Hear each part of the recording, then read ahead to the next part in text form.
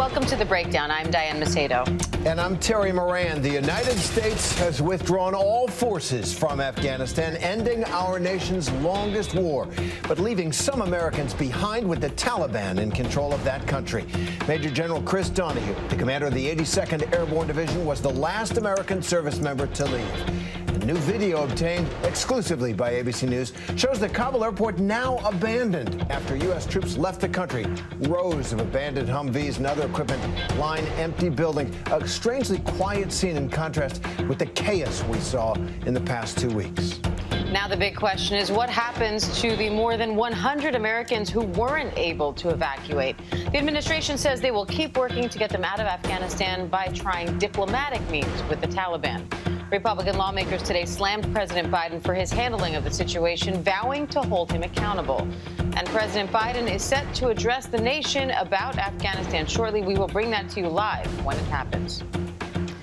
And the president is expected to thank the service members who risked their lives to get others out of harm's way and lay out his reasons for why he made the decision to bring the war to a close. Let's bring in ABC News political director Rick Klein, senior Pentagon reporter Louis Martinez, and former Deputy Assistant Secretary of State and Marine Colonel Stephen Ganyard for more on this, now an ABC News contributor. Colonel Ganyard, thanks for being here. We'll start with you, Steve, actually. There are still between, the estimates are 100 to 200 Americans who were not able to be evacuated from Afghanistan before the withdrawal. So how are diplomats going to work with the Taliban to try to get them out now? Yeah, the interesting thing is that the U.S. has obviously been working with the Taliban for weeks now. It was clear that the Taliban, in coordination with U.S. forces, had ensured the safety and security of the perimeter of the airport, which was why the exit was so smooth after that initial terrible suicide bombing. So it'll probably be diplomats, but I think that also we need to remember that it's in the Taliban's best interests to find those U.S. citizens and offer them safe passage back to the U.S. The Taliban needs legitimacy. It needs for the U.S. to understand that they are indeed going to be the new Taliban, that they need the legitimacy of international organizations. They need money. And so handing U.S. citizens back to the U.S. would be a good first step if the Taliban are looking to get that sort of international legitimacy. And Louis, if they are, then this thing should go smoothly, we hope. The administration, the American administration has said, the Biden administration, that now it's diplomats who will take the lead. But if not, and maybe even so, might the military play a role? What is the role of American forces now as we try to get these final Americans out of Afghanistan? Terry, it's strictly a diplomatic role right now. The military has transitioned to the diplomatic role. They have completed their mission. We saw that night scope photo of Major General Chris Donahue getting on that plane. That signified the mission is over. But what does that mean with diplomacy? It means that the United States is going to hold the Taliban accountable. They want to ensure that the Taliban continues with its commitment that they gave the United States, that they're going to allow those American citizens who remain behind to leave once the airport in Kabul is opened. So what we are hearing is that the Taliban had reached out to Qatar, they had reached out to Turkey in order to gain the capability to open up the airport, not militarily, but again, these would be civilian personnel that would come in to run the air operations at the at the airport. And then what would happen is that the United States plans on arranging for charters that would then go into this newly reopened airport so that then they could take out any of the remaining 200 or 100 Americans and their families who want to leave Afghanistan. That's the hope. But this is the commitment that the Taliban made to the United States. But ultimately, we've heard from President Biden, we've heard from Jake Sullivan, the National Security Advisor. Nobody in senior levels of the U.S. government trusts the Taliban. We just have to wait and see what happens. And, Rick, President Biden is facing some serious criticism for how this whole thing played out. A recent ABC News Ipsos poll shows only 38% of Americans approve of the president's handling of Afghanistan. So how's the administration responding, and what do you expect to hear from the president today? Yeah, President Biden has lost his base on this issue. You've seen the numbers of Republicans, independents, Democrats. They're almost to a T saying the same thing about the need to have kept U.S. forces there until all Americans are gone and all Afghan allies are gone. And that is, I think, key to how President Biden frames this decision. He's talked a lot about the broad scope of this and this being the smart strategic move, even if it isn't necessarily the most popular move. He has to assuage concerns about how this has been handled. And I think most importantly, assuage concerns about security going forward, because so much of this is tied up in perceptions of American security. People want to be safe from terrorism, obviously. And I think the poll numbers have flipped on this as we've seen the horrors and the embarrassments of the last couple of weeks, obviously the tragedy of less than a week ago. And I don't think the White House is expecting the public's going to come along in the short term, but I think he needs to convince people that this is the right thing in the longer term strategic interest and security interests of the country. And, Steve, we went into Afghanistan 20 years ago to crush the terrorist threat after 9/11. In those 20 years, Afghanistan has changed under American protection. The United States has hardened our defenses. So how much more vulnerable are we today in 2021 and going forward to terrorist organizations in Afghanistan, even though we have no troops there? Yeah, Terry, you make the good point that we went in for a counterterrorism mission, but stayed to try and create a democracy and a modern country out of a very ancient and medieval society. And so here's the real question for the U.S. is what happens going forward in terms of the threat. The argument for staying had always been a counterterrorism role that the U.S. could fulfill. You have to have boots on the ground. You have to be able to do human intelligence to do appropriate and effective counterterrorism. So the sad irony may be here that if the new Taliban does show up and they are acceptable enough for the U.S. to deal with in some way, that the U.S. may have to rely on the Taliban to provide the counterterrorism information that the U.S. is going to need to prevent another al-Qaeda enclave that we saw eventually led to the 9/11 attacks. And, Louis, thousands of refugees have been flown to U.S. military bases around the world now. So where do they go from here? Well, they've gone to these bases in the Middle East. They've gone to bases in Europe. From there, those people who have these special immigrant visas, they are able to leave in short order to the United States. We've already seen about maybe 15,000, 17,000 who have been transferred to the United States. They are then going to move to military bases here, stateside. They're going to build up the capability to keep as many as 50,000 people in these bases. They're going to be there for a short time and then transition into society. The other tens of thousands of Afghans who were not part of that process, but who are applying to become refugees of something called P1 and P2 status. It is going to take some time for them to get that paperwork processed, and they may be there in those countries for quite some time. The eventual goal is that they will leave these military bases and then transition to dozens of countries that have reached agreements with the United States that they will house these individuals while they wait for their visas or their refugee status to be approved. So, but for now, you still have tens of thousands of individuals at U.S. military bases in the Middle East and in Germany and Italy and Spain who are being processed, and then their final status will determine whether they move immediately to the United States or whether they're going to be waiting there for quite some time. And, Rick, President Biden went to Dover Air Force Base in Delaware to meet with the families of service members, those service members killed in a suicide bombing at the Kabul airport. And Joe Biden's known for years as someone who has great empathy with people in grief. But reports out of this meeting, he was met in part with fury and just resentment, and that his own actions there seemed to compound that. What can you tell us about that? Terry, incredibly poignant accounts of what happened behind those closed doors with the cameras not present. The Washington Post featured some of this, and I know some of the families have talked to television outlets about it. And their account is some of them were skeptical going in. They weren't sure they wanted to talk to a president they may not have supported politically. Some of them were downright angry that the president had authorized the mission and pushed this forward in a way that put their loved ones in harm's way. But those who went through with the meeting talked about a president who was checking his watch multiple times during the meeting. They interpreted that as a sign of impatience with their message, and talking at quite some length about the loss of his own son, Bo. Bo, of course, a military veteran himself, did not die in combat, died of brain cancer years after deployment, and in brain cancer that President Biden thinks may have been associated with exposure he had while deployed overseas. Nonetheless, some of these families felt like Biden was talking way more about himself and his own family's loss and not dialed into their own loss and their own tragedy. So some of these families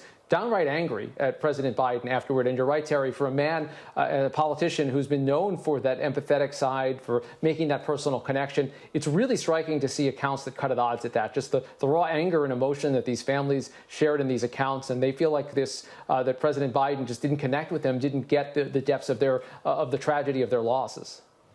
All right, Louis Martinez, Steve Ganyard, Rick Klein, we appreciate it, gentlemen. Thank you. Thanks. Well, let's look ahead. Joining us now to discuss the future for Afghanistan under Taliban rule is Rina Amiri. She's a senior fellow at New York University Center for Global Affairs. She's focused on conflict resolution in Afghanistan for the United Nations and for the U.S. under the Barack Obama administration. Rina, thanks very much for joining us. Thank you for having me. So first, one of the proudest efforts of the Americans and many other people around the world in Afghanistan was the effort to bring women fully into citizenship and equality in Afghanistan in the local context there. You've been speaking with women across Afghanistan recently. Now that we're out of the country, what are things like there now for them? There's a tremendous level of fear, profound sense of betrayal and tremendous fear. Now the sense among Afghan women inside the country and Afghan men is that all the doors have closed and they are facing a very uncertain and fearful future. What they're hoping for, they've heard encouraging language from the Taliban, from Secretary Blinken and the United Nations that there will still be the possibility to leave. And that's really critical. Freedom of movement is an international human rights law. And there is this desperate desire to believe that this will be honored this time and that they will have the capacity to leave if the situation becomes as untenable as they fear. Now, do you fear that the Taliban has pledged to honor women's rights? I wonder how much faith you have in that pledge. I want to be hopeful. Some people point to positive signs, for example, that they've expressed publicly that they're going to provide support, or that they've spoken to women in the media, on television, which is one of the most famous television stations. Others argue this is just optics. And so far, there's a couple of things that are very concerning. One is they say in accordance to Sharia. Now, they don't explain how their interpretation of Sharia has changed from 20 years ago. That is exactly the language they used 20 years ago, that they would respect women's rights within Sharia. Second, they've told women to stay home because of security concerns and because they want their troops to become more sensitized to women to engaging with women.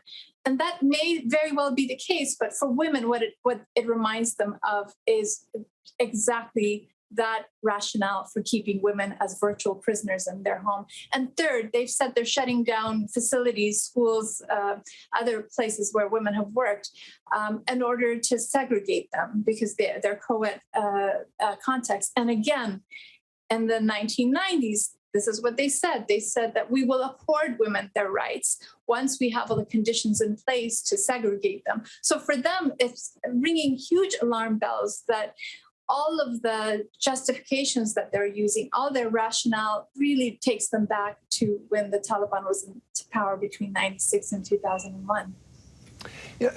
Rumi, so much has changed, though, in these past 2 decades. I was in Kabul at the parliament in 2005 for the opening of the first democratically elected parliament in the history of the country. And for the first time, large numbers of women won seats. It was a remarkable scene, so full of idealism at that time. Given what you're saying that the Taliban are known for, can they really turn back the clock? Can they really, given especially the youth of that country, reimpose their own vision of how women should be in Afghan society? This is the great hope. The last time in 1996, when the Taliban took power, the country had been decimated by a civil war and by lawlessness. It was one of the worst periods in Afghan history. And the Taliban came in promising to restore order and stability. And even their very draconian ways were accepted because people, the raw pain and devastation of the civil war was so close to them. Now, the Taliban are coming in after the 20 years where there have been dramatic changes and progress. In many ways, sort of a renaissance took place in Afghanistan in the last 2 decades. You have, as you said, over 60% of the population is youth. They have been connected to the outside world. They're on social media. They have internalized these rights. They've never lived under the Taliban. So the question is, will the Taliban recognize that? And if they don't, they will have to impose a very draconian and repressive measures and become violent, in which case they become the old Taliban and they lose. The expectation is at that point, the international community and the region, because the region is very important right now, they are really more in the driver's seat than the West. So the West, absolutely, the US and Europe have to work with them. But will they hold them accountable? Or will they just again, do what has taken place in the last 2 years, which is express the rhetoric of support to these groups, but just allow the Taliban to do what they're doing because of their own interests and security concerns. Well, that is a fundamental question. Well, and Rina, I know you served as a senior advisor to the U.S. Special Representative for both Afghanistan and Pakistan. So as you talk about the region, what role do you think Pakistan will play in holding the Taliban accountable? Pakistan will play a fundamental role, a key role, but I don't want it to be just about Pakistan because, yes, Pakistan and the Taliban have a very special relationship. This is a win not just for the Taliban, it's a win for Pakistan. But there are other really important regional actors. There's China, there's Russia, there's Iran. These are the few countries that are actually keeping their embassies open. There's Qatar, there's Turkey. All of the U.S. has to work with all of these actors. And it should not once again become the situation where the U.S. feels that they have to rely on Pakistan to bring the Taliban in order. Because then you also put all of your eggs in one basket. You actually have to work with a regional mechanism. You have to try to bring the region together and develop some consensus, both in reining in the Taliban as well as stabilizing Afghanistan in a very fragile and precarious region with nuclear powers. Absolutely. Let me drill down on that a little bit on how that would work. The previous Taliban government back in the 1990s, only 3 countries in the world even recognized them as the legitimate government of Afghanistan. Saudi Arabia did, Pakistan did, and the United Arab Emirates did. So now you're talking about efforts being made in the region and with powers beyond the region. What should be the approach for the international community? Should we recognize the Taliban as the legitimate government of Afghanistan? And this is the greatest output of this peace agreement that was established under the Trump administration is the legitimization of the Taliban. The Taliban are clearly the ones who have gained the most from this. In the past, they were a pariah. Now they enjoy international stage, international legitimacy. China has already hinted that they're going to be recognizing the Taliban, and other countries are lining up behind them. And it's because they've been engaging with them for the last couple of years on this peace process. So that point of leverage recognition is weaker than it was in the past because the Taliban already have those relationships that they've been building on, and they've been engaging bilateral negotiations with a variety of different actors in the region to ensure that they get recognition. They're also holding a gun to their head saying, look, we are going to be the one actor you'll have to deal with to rein in terrorism. And ISIS is the big enemy now. We are the ones who can protect you. And I would say that the U.S. and the West should be very deliberative this time, should be strategic, should not simply be triggered by a singular view of sort of a war on terror based on sort of a simplistic set of strategies. But, there's very few tools at the table in terms of recognition, sanctions, aid, all of this, and just being able to sort of use the convening power of multilateral organizations like the UN, bringing the region together. All of that should be used with looked at with great care and deliberation and a coherent strategy that really brings in the full picture is required. And our interest and the interest of the Afghan people. Rina Amari, that was really, really helpful. Thanks very much for joining us. Thank you very much.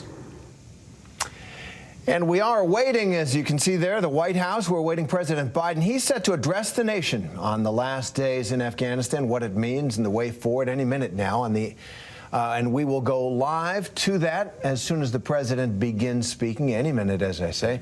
But coming up, in the meantime, we'll look at search and rescue efforts in parts of the country impacted by Ida. And they now face the grim reality that they'll have to continue without some of the most basic needs, including running water. We'll have the latest from Louisiana when we return.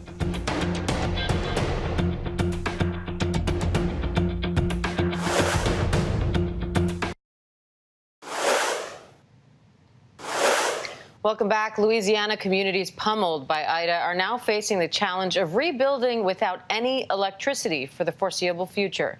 The storm devastated the region's power grid. That not only means no lights for all of New Orleans and hundreds of thousands of other Louisiana residents, but it also means no air conditioning or refrigeration in roughly triple-digit heat.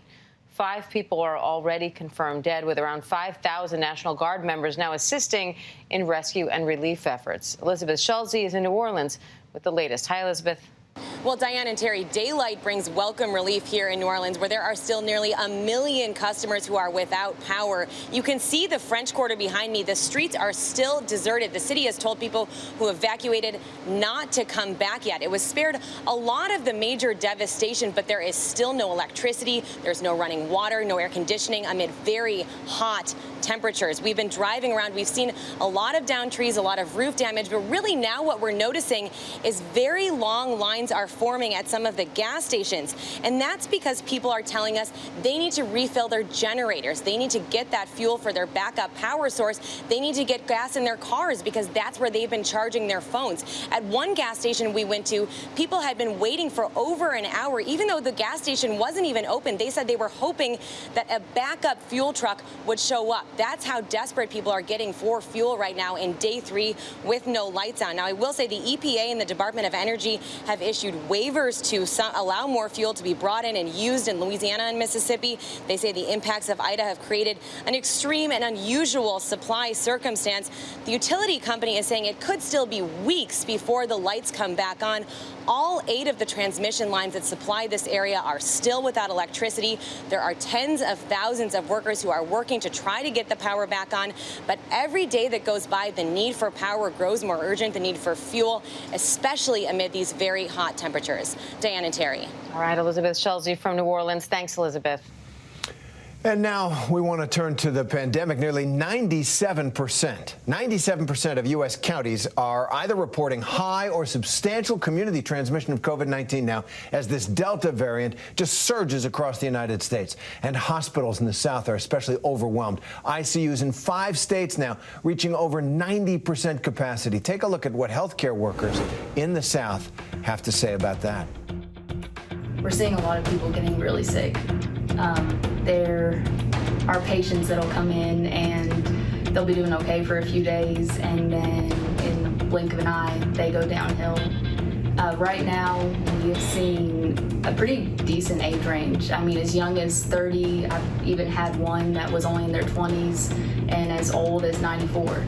The patients who are vaccinated are doing a lot better. Patients who are vaccinated most of the time don't even need oxygen, and they're just here because they have a few of the other complications, and they're monitored and they do fine. Most of the patients who end up going downhill, unfortunately, have not been vaccinated. It's tough for the ones who've been through it already to see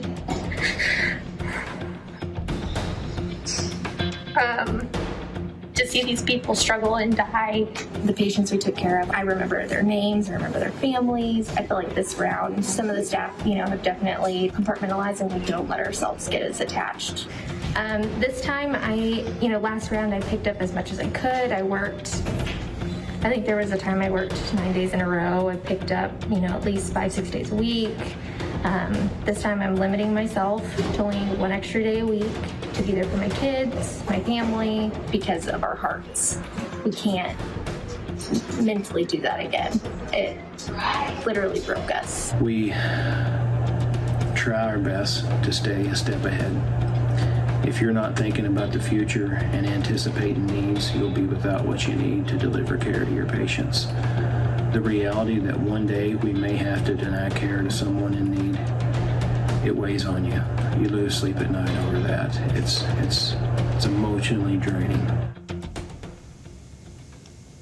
We ask so much of them, healthcare workers there in the South, about this surge. And as the calendar is about to turn to September, more students across the country are getting ready to head back to school. Mine already have. Day 2, they're already making new friends and complaining about homework. But the debate over mask mandates in schools, they wear a mask all day, has grown to a whole new level around the country, with the Department of Education launching a civil rights investigation now into 5 states where Republican governors have made it against the law for school districts to require their students to wear masks. And I'd like to bring an infectious disease specialist at South Shore Health and ABC News medical contributor, Dr. Todd Ellerin, for more on this. Dr. Ellerin, great to see you. Good to see you, Terry. So let me ask you, what do you make of this civil rights investigation the Department of Education has launched, and how crucial do you think mask mandates are in schools like the public school here in Washington my kids go to? This is politics antagonizing an effective public health response. I mean, it's unbelievable to me. It really leaves me scratching my head that we have a virus that gives 1,000 times more viral load, more burden of viral, particles, and we're trying to keep our kids in school. We know that masks and vaccines are the 2 best ways we can do that, so I just don't get this. And Dr. Ellerin, the American Academy of Pediatrics is now reporting nearly 204,000 new COVID cases in children in the last week, and a 427% increase over the last month. So how concerned should parents be? Do you think we're looking at remote learning again? So, Diane, obviously this is the most contagious virus we've seen so far with COVID, the Delta strain. But the good news still is that most kids really do well. It's not even clear that this is a more severe virus for an individual child than the previous strains. But remember, because it's so contagious, you have so many more kids infected. When you have so many more kids infected, you are going to see more severe cases, more hospitalizations, more intensive care unit visits. So it's obviously we want to do the most we can to protect our children. The best things we can do are, the safety measures that we know work best. Vaccinate those children who can be vaccinated, and then the adults, we need to really cocoon our kids who are vulnerable, make sure we're vaccinated, and of course we have to do the things that the American Academy of Pediatrics are telling us, are recommending, is to send our kids into school with masks on. It just makes sense. We want to keep our kids in school. I think that's our goal. It certainly is. So children under 12 are not yet eligible for the vaccine, like 3 of mine. So when do you think that could change? That's a good question, Terry. No one knows the exact answer for that, but I believe that the Pfizer vaccine will come first. I think for those that are maybe 5, to 11, I think that will occur. They'll probably get their application in October-ish, and hopefully, within 4 to 6 weeks after that, we'll get an emergency use, and that takes us into late fall, early winter. I'm really hopeful that we can get this vaccine into our children before next year. And I really think that, remember, when we're talking about young kids, the FDA and the CDC have to really make sure that look at this under a lens of safety, right? Because, again, we know kids do much better with COVID. I've been talking to pediatricians right now that, frankly, they're more concerned about influenza and RSV, respiratory syncytial virus, where we're seeing a real surge right now in the middle of summer. That's not something that we ever see before. It is totally unseasonal, and it probably has to do with the fact that, we haven't had immunity in the prior winter. So, I do think that it's important. We're not just going to be dealing with COVID-19 this winter. That is a very good reminder. But until that vaccine for kids comes down, here's a question. Should parents, family members of those unvaccinated children, should we look to get booster shots sooner than the recommended 8 months, since our kids are unprotected? It's a really good question, and I get the fact that people are going to want to do that. I'm not saying it's wrong, but we really want to do our best to try to follow the guidance, from the FDA and from the CDC on boosters. And remember, and this is really important, whenever I talk about boosters, with the exception of immunocompromised people who really need the boosters now, what's much, much more important and what will change the arc of this epidemic in the U.S. and of the pandemic around the world is vaccinating the unvaccinated. We will get much more bang for our buck with that than with, boosting otherwise healthy people. Now, it's been a week since the FDA fully approved the Pfizer vaccine, and according to ABC News analysis, initial data does indicate the U.S. has seen a slight uptick in average vaccinations. Now, a new Axios Ipsos poll also shows 20% of Americans now say they're not likely to get the vaccine. That's a record low. So what do you make of that? Do you think this approval could make a big difference? Diane, it's only been a week. I was hopeful that over this week we would see more, vaccinations in the United States. I think we need to give it a little bit more time. But, we heard before that almost a third of the people that were unvaccinated said if the vaccine got full approval, that they'd go and get it. I'm skeptical. I really hope that for people. We're still seeing it in my system. We're seeing people coming in every day who are really sick, and they are the unvaccinated ones. So, I'm going to feel so guilty that we're all going to be getting boosters before much of the country has been, has ever gotten their first vaccine. It's just going to accentuate the haves from the have-nots. We're just going to see more disproportionate hospitalizations, ICU admissions, and deaths from those who are unvaccinated. I'm really pleading with people to really understand that this is a very safe, effective vaccine. We're not going to be telling you one day in 6 months or a year that, oh my God, this is an unsafe vaccine. That just doesn't happen. We have a lot of experience with vaccines. We know the trajectory. This is extremely safe, effective, and could save you or your child's life. Well, let's hope that word gets out. Dr. Todd Ellerin, as always, thanks very much. Take care, guys. You too, Dr. Ellerin. And that does it for us here on The Breakdown today. Thanks so much for joining us. I'm Diane Macedo.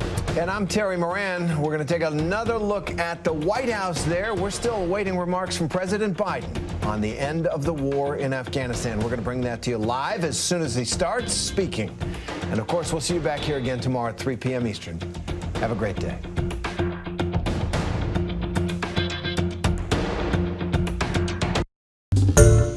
Hi, everyone. George Stephanopoulos here. Thanks for checking out the ABC News YouTube channel. If you'd like to get more videos, show highlights, and watch live event coverage, click on the right over here to subscribe to our channel. And don't forget to download the ABC News app for breaking news alerts. Thanks for watching.